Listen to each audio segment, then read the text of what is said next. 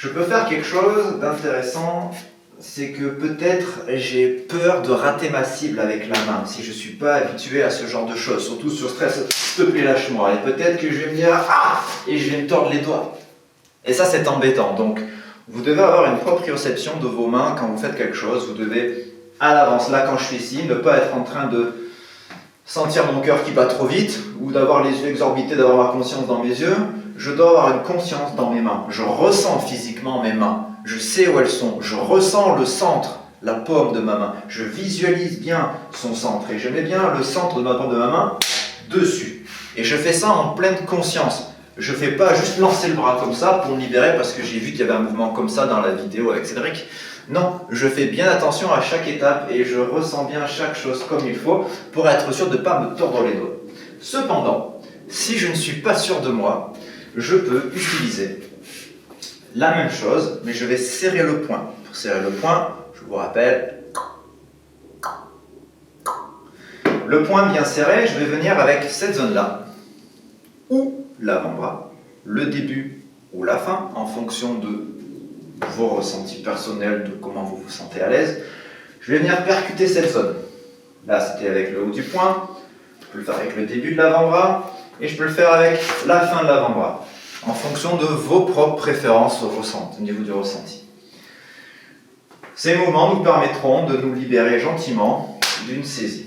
Il existe cependant un autre mouvement pour nous libérer d'une saisie gentille, qui va consister, toujours sur la main en miroir, à aller un peu plus fort, mais de manière à faire passer un message extrêmement clair à l'individu. Au cas où il dirait, je le lâche, et qu'il lui peut-être, non mais allez, arrête, joue pas le con, et on continue sur des saisies. Là, je vais faire passer un message maintenant encore plus clair. Donc si je veux être clair, j'ai une première façon qui est, tu me lâches et tu me laisses tranquille. Mais je peux aussi, très simplement, mettre la main bien tendue, comme un fer de lance. Et je vais m'avancer de lui, peut-être je vais jouer le jeu, où je suis vraiment pas intéressé, et je vais piquer très fort dans la gorge, en même temps que je vais tirer mon bras en arrière. Et je vais lui dire, tu me laisses tranquille. Quand je vais appuyer les mots, tu me laisses tranquille, lui, il est avec la sensation dans la gorge, ah ouais, ça va pas être facile là. Et cette sensation-là, c'est ce que je veux lui donner. C'est piquant, le contact avec cette personne-là.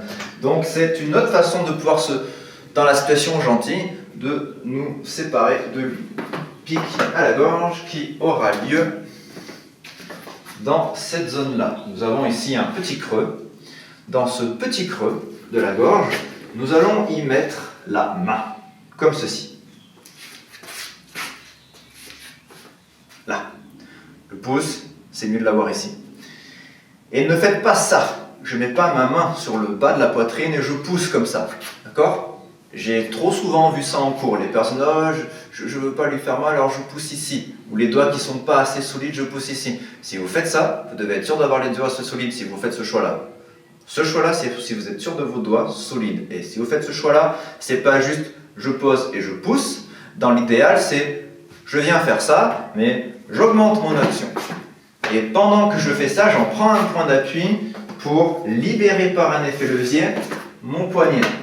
Et ensuite, je m'en vais en lui disant clairement, tu me laisses tranquille, je ne suis pas intéressé par quoi que ce soit. Voilà pour cette leçon.